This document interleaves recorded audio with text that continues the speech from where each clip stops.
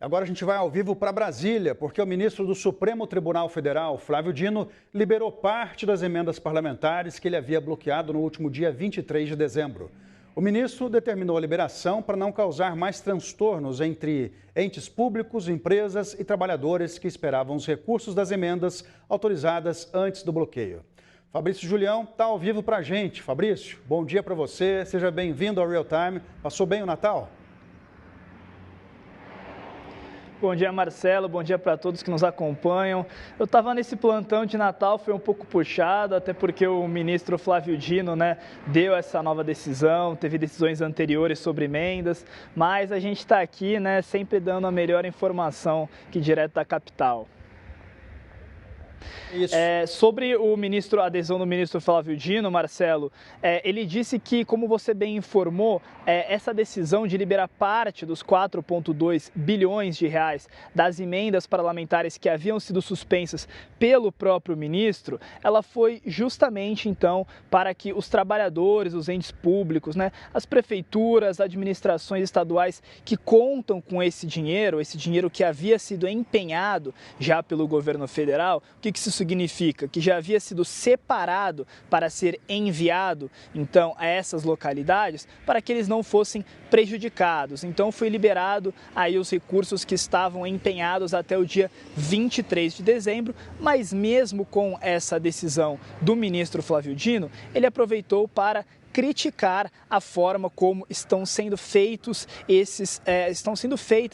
essas transferências desses recursos. Ele disse o seguinte na decisão, vou abrir aspas: não há amparo jurídico nem justificativa lógica para que um ato nobre fique escondido pela opacidade do que se convencionou chamar de orçamento secreto, fecham aspas. Ou seja, ele disse que os deputados eles têm sim o direito de enviar recursos por meio de emendas para os seus redutos eleitorais, para suas bases ali nos seus estados. Porém, que isso seja feito de acordo com as regras. Então, uma regra que o ministro destaca, que não foi cumprida, é das emendas de comissão, que são emendas que não são impositivas, ou seja, o governo não é obrigado a pagá-las, que elas sejam aprovadas nas comissões temáticas do Congresso.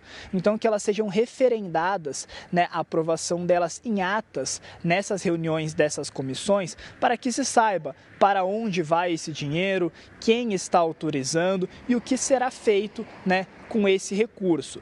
Na última semana legislativa desse ano de 2024, o presidente da Câmara dos Deputados, Arthur Lira, suspendeu o funcionamento das comissões temáticas para dar celeridade a pautas consideradas primordiais pelo governo e também pelo Congresso de serem aprovadas até o recesso parlamentar, até o fim deste ano, como é o caso da regulamentação da reforma tributária e das 3 proposições do pacote de corte de gastos. O ministro Flávio Dino, então, ele quer que a partir do próximo ano as regras elas sejam cumpridas a rigor, ou seja, que essas emendas de comissão sejam referendadas, sejam aprovadas pelas comissões temáticas, bem como se saiba para onde vai esse dinheiro e o que será feito com ele. Então, o ministro ele dá essa decisão de liberar parte das emendas, justamente para não prejudicar quem estava contando com esse recurso, mas dá o recado de que a partir do próximo ano